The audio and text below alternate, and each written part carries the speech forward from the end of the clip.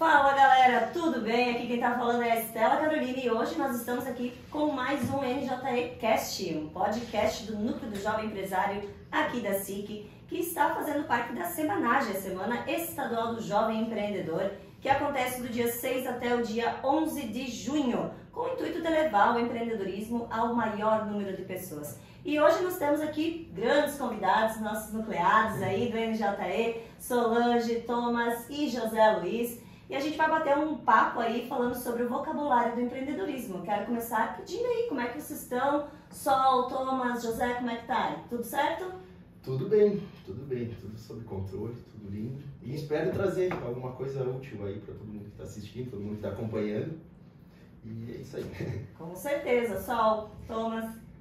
Bom, então pessoal, meu nome é Solange Cunha, sou professora de inglês e também sou franqueada do Super Cérebro aqui em Chapecó e espero vir contribuir tanto no vocabulário em inglês, né, do empreendedor, como também comentar um pouquinho da minha experiência aí de empreendedorismo. Show de bola, vai ter introdução, depois volta aqui no José para fazer a tua apresentação também. Thomas, dá uma palhinha aí para nós. Bom, eu sou Thomas Reginato e eu sou proprietário da empresa Torcomex. Nós trabalhamos com importação e exportação e prestamos consultoria e assessoria para as empresas que querem internacionalizar seu produto, né?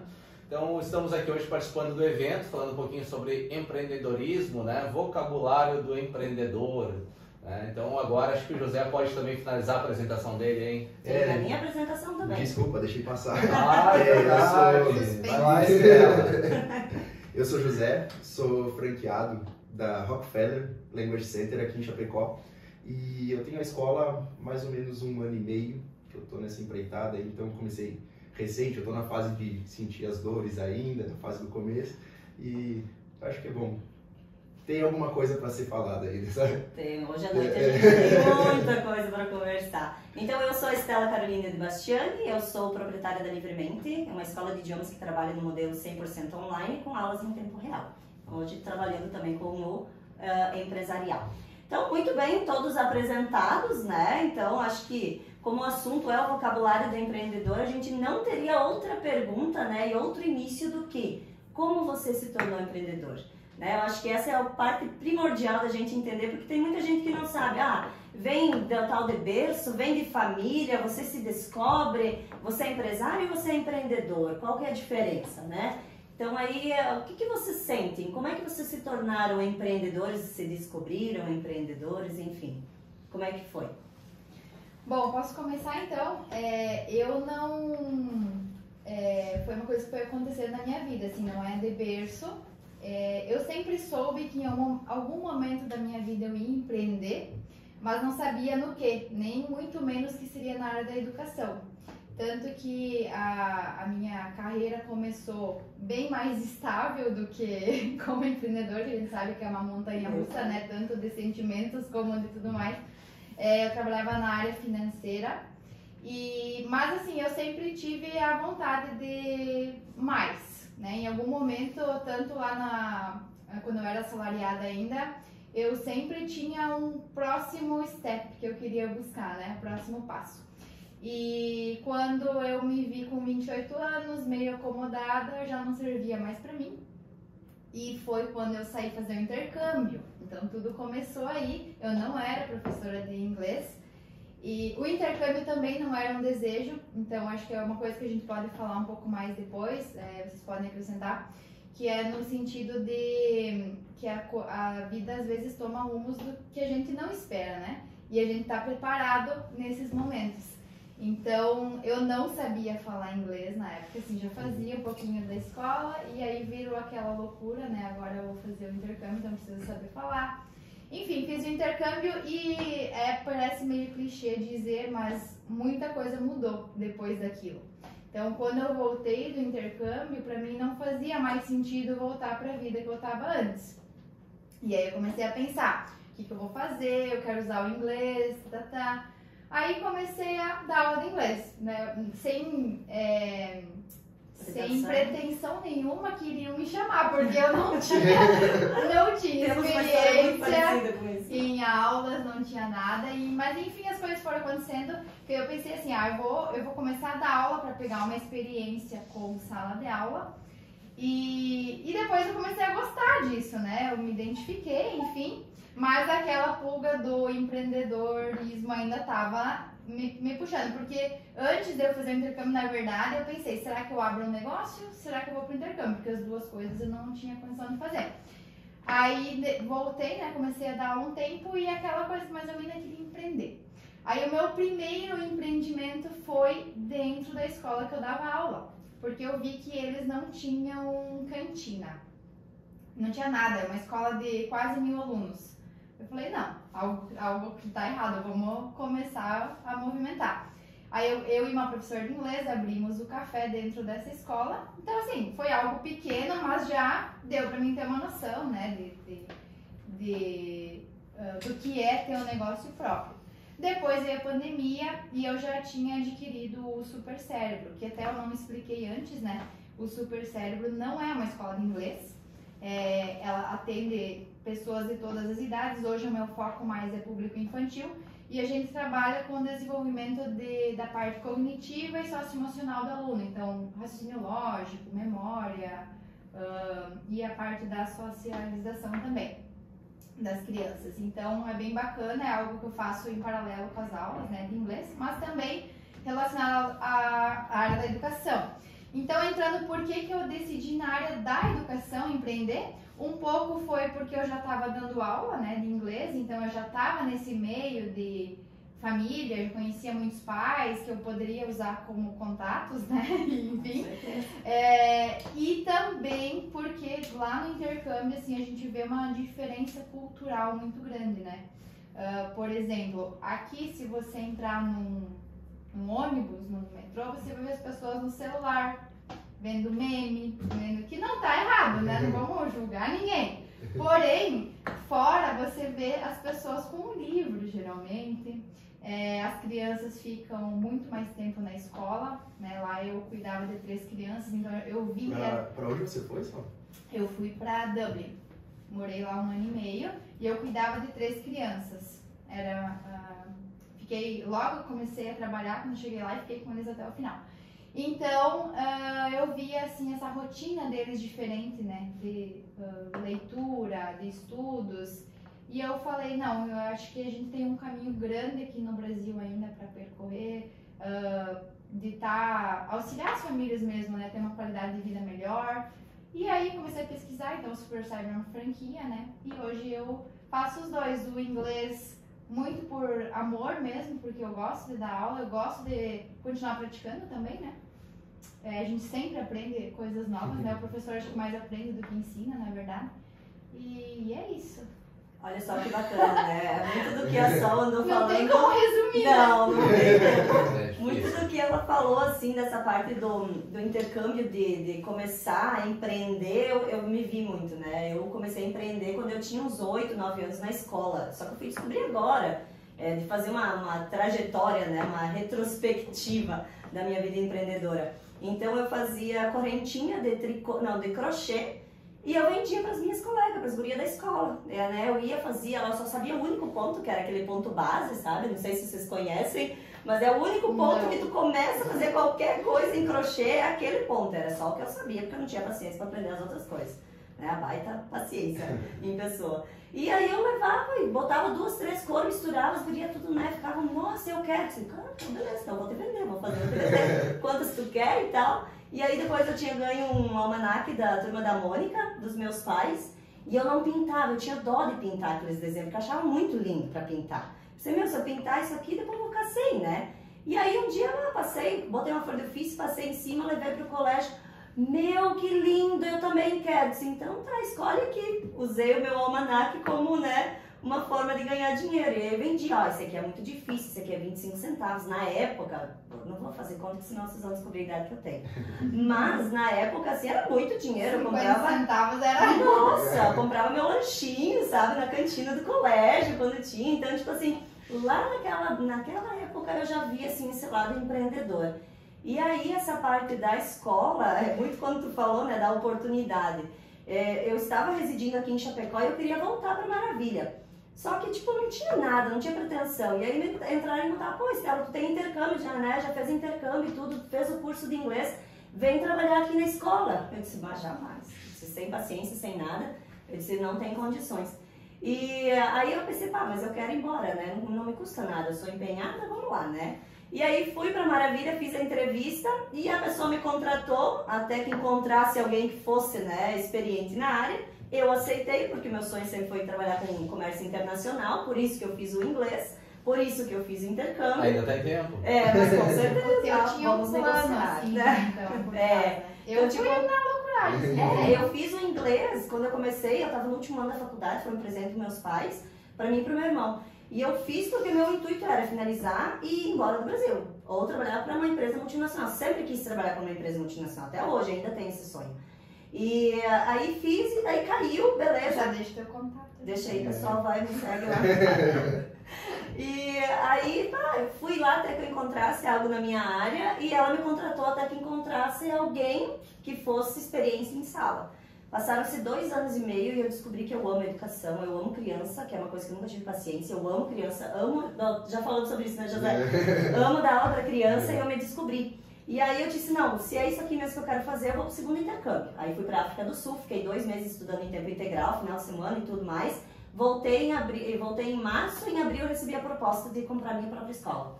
E aí de abril até outubro ficou rolando e eu disse, pô, é isso aí que eu quero. Aí entra no que a Sol disse, né? A gente tem essa coisa de ver a educação de uma outra forma, né? Eu sempre digo assim, eu respiro a educação, eu amo o setor da educação. E eu vejo que a gente sempre pode fazer diferente, né? Diferente do que hoje a gente tem. Seja numa escola de idiomas, seja na própria escola regular, a gente sempre tem uma forma de fazer diferente. Foi por isso que eu entrei na educação. E eu amo a educação, assim, ó, com todas as forças. Saber que tu pode fazer a diferença na vida de alguém, tu tá formando a base dela. E eu sempre digo assim, não é um idioma que a gente ensina pra vida da pessoa, a gente tá fazendo a base dela. Então, essa resumidamente foi a minha história também com o empreendedorismo e também com a educação que hoje a gente trabalha. Bacana. Acho que parabéns, né? Vou compartilhar um pouco da minha história. Então, eu tenho uma história um pouquinho diferente. Eu venho de uma família de empreendedores. Meu avô era empreendedor, meu pai, meu tio. Então, eu venho desse background.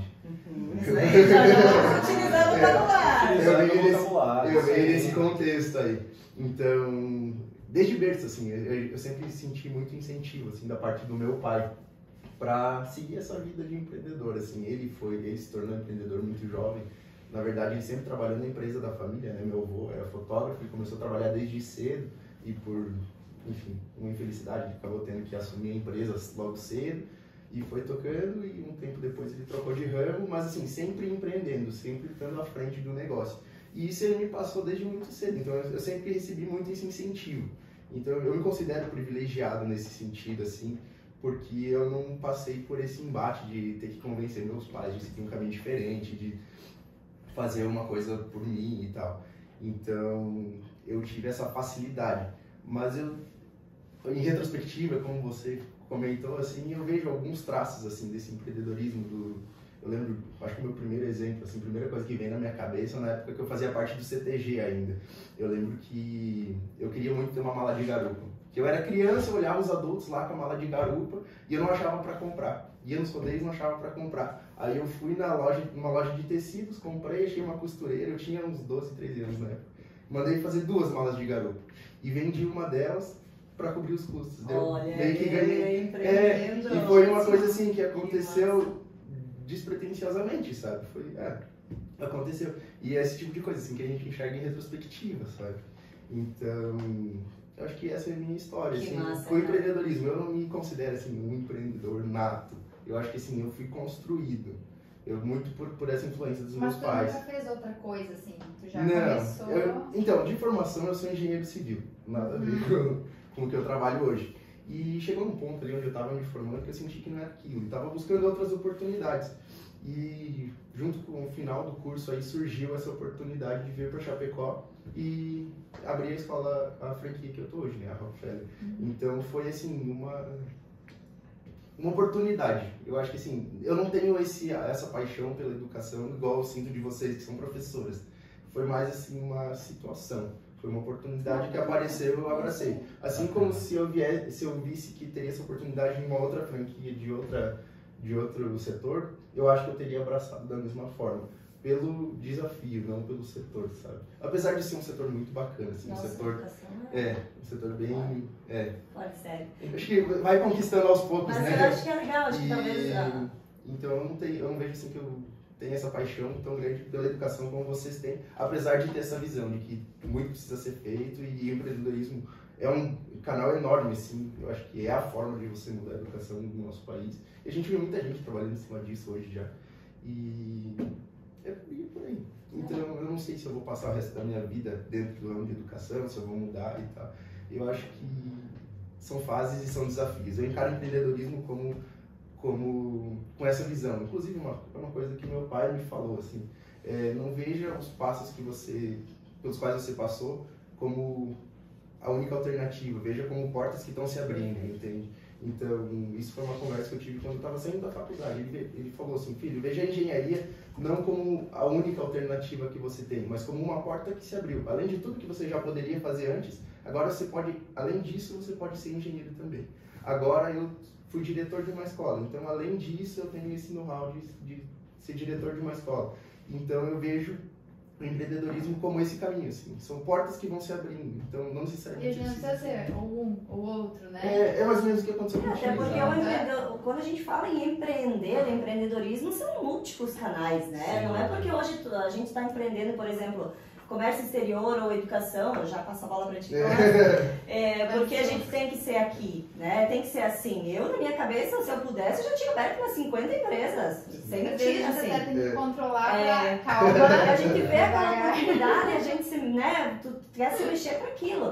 E aí falando, né, que tu vem de uma família já empreendedora, acho que o Thomas também, né, vem de uma família empreendedora, não? Esse é um ponto interessante. Eu estava escutando vocês falar e eu vejo experiências semelhantes, mas diferentes, né? Então todos estão na área da educação e eu particularmente, até conversava com o José aqui, né?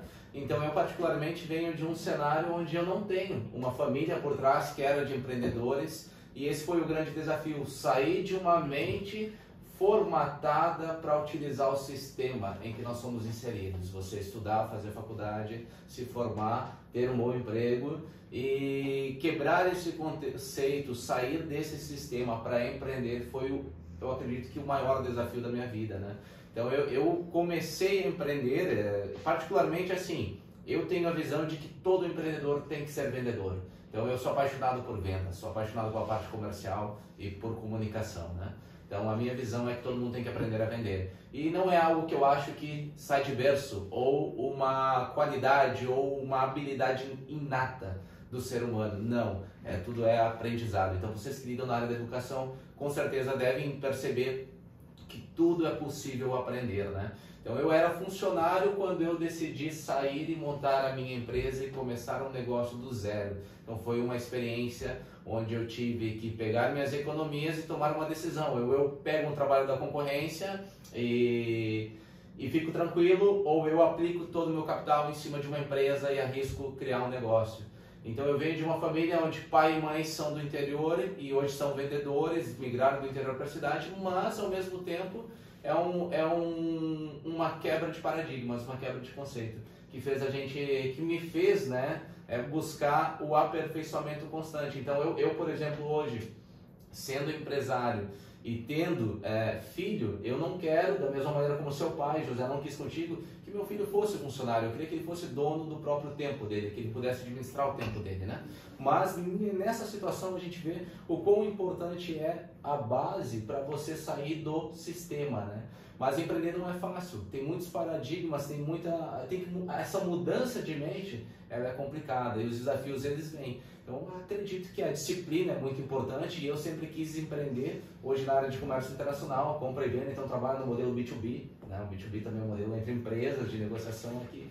A gente sempre busca atender e compreender as empresas na área de internacionalização. Então o networking ele é importante para o empreendedor, ele cria uma rede de relacionamentos, ele cria contatos que vão trazer para ele uma facilidade melhor e uma possibilidade maior de avanço do seu negócio, né?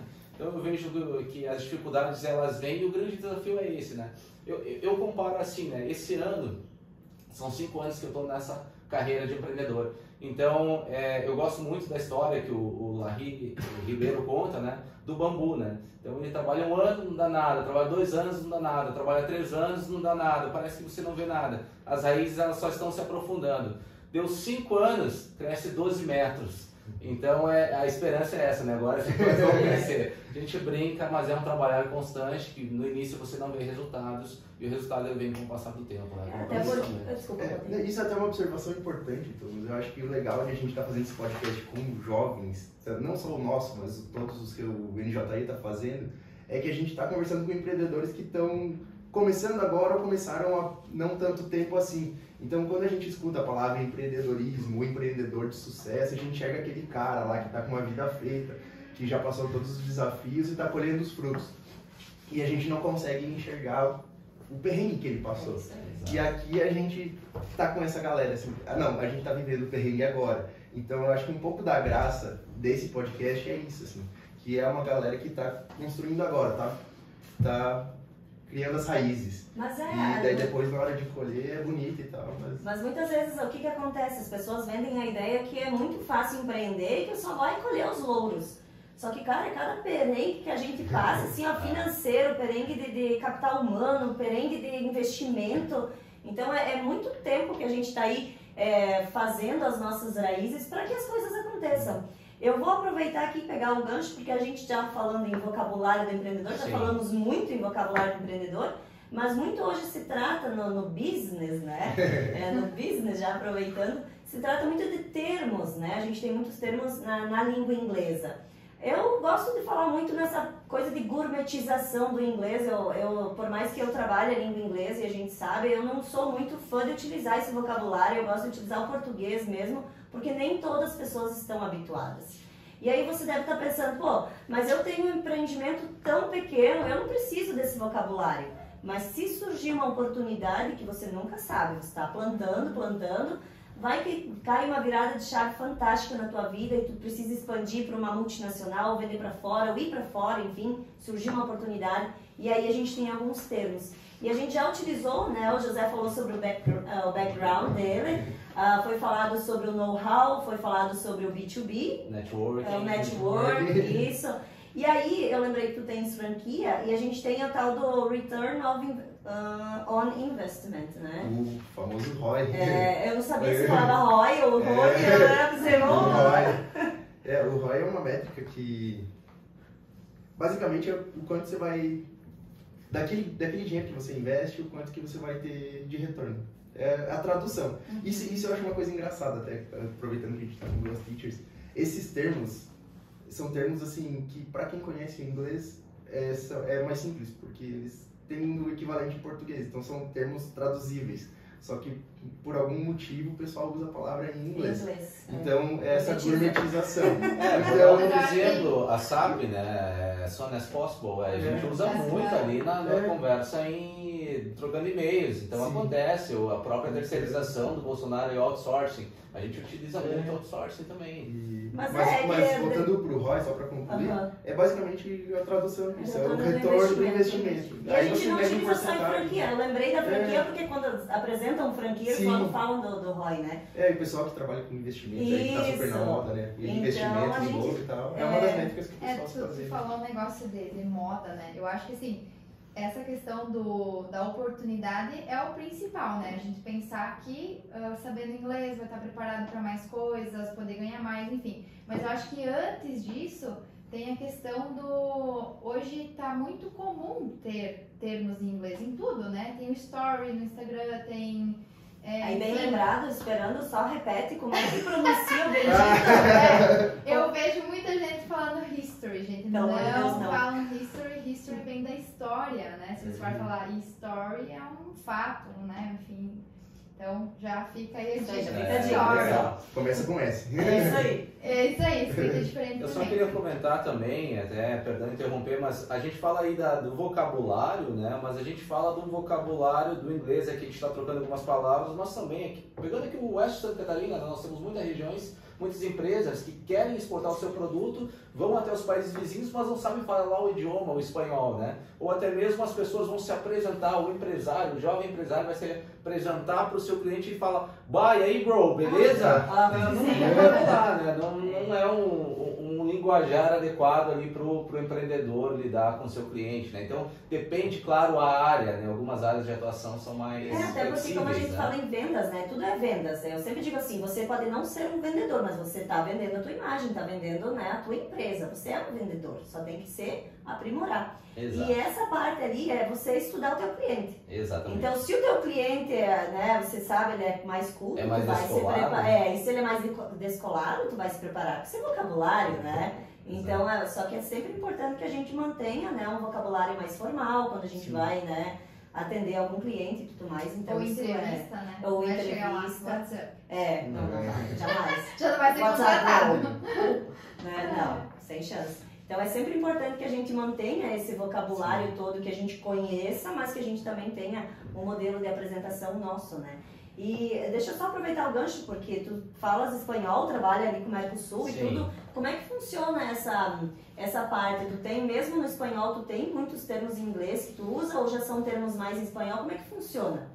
Essa parte do empreender com a América aqui, a América do Sul. Existe, o espanhol até mais do que o português. Existem muitos termos que são adequados aí no... que o próprio, por exemplo, eu lido muito com o mercado argentino e uruguaio, então o próprio argentino, o próprio uruguaio, ele acaba conceituando muitos termos do inglês e substituindo o espanhol, né? Embora hoje a maior parte dos documentos que a gente lida já são feitos, você vai pegar um documento de exportação, por exemplo, você vai tratar numa invoice, mundialmente conhecida, Brasil, fatura, mas no espanhol tem fatura, tem packlist, tem lista de impacto, então há essa adequação e também nas palavras corriqueiras do dia a dia, a essa substituição, né? Então eu vejo que a gourmetização do inglês, por ser uma língua universal, ela é real, né? Em todos os países, em todos os idiomas, acaba havendo um incremento ali da língua inglesa, né? Até porque a gente muito sabe, né? O inglês é a língua mundial dos negócios, não adianta, não dá pra fugir disso, né? O que eu tava dizendo antes é isso, que assim, não é mais um luxo, né, saber falar inglês. E às vezes tu não ser ignorante, não no sentido de ignorância, de burrice, mas de ignorar o fato de que é importante, né? Então às vezes as pessoas estão ali falando e não sabem nem o que é, nem o que pronuncia. Então pelo menos o básico do básico, não só o empreendedor. Eu acho que ainda a gente comentava antes, né? Que tem muito pouco brasileiro que fala inglês e que tem interesse às vezes de aprender o básico. Esse é um dado interessante, porque nas viagens que eu fiz a trabalho eu sempre notei que nos países latinos, principalmente aqui, é muito mais enfático o aprendizado do inglês do que propriamente no Brasil. Então há um número maior de pessoas ali fora, nos outros países, que falam inglês como segunda língua do que propriamente o Brasil aqui nesse desgaste, desse aprendizado, né? Só uma observação, isso se traduz no dia a dia. Se você for num país que fala espanhol, os nomes de redes sociais, por exemplo, Facebook, Instagram, a gente abrasileirou a pronúncia.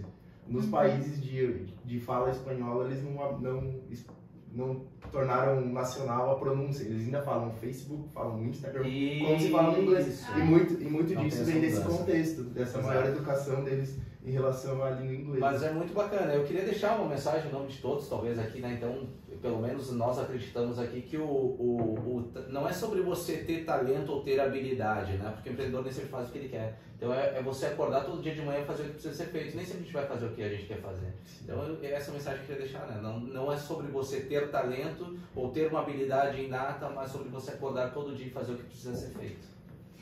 Eu acho que a minha mensagem final é semelhante. É uma metáfora que eu ouvi há poucos dias num outro podcast que dizia assim: não seja o peixe do aquário, seja o peixe que vai para o mar, encara os desafios e assim também vai ser recompensado em ver outras paisagens. Sim. Se eu tivesse que deixar uma mensagem, uma sugestão ou uma dica para alguém aí, viagem, aproveite assim, o mundo fora de Chapecó, fora da região, fora do país.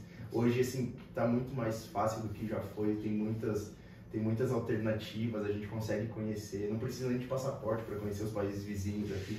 Então, Você tem ferramentas como Worldpackers, por exemplo, que você não paga hospedagem, em alguns casos você não paga nem alimentação. Então, democratizou muito a questão de viagens. Então, sempre tem alternativas e passagens baratas você consegue também com promoções. Então, eu acho que tornou viável para muita gente viver essa experiência de viajar, de conhecer gente nova, de conhecer gente diferente, com culturas diferentes, com línguas diferentes.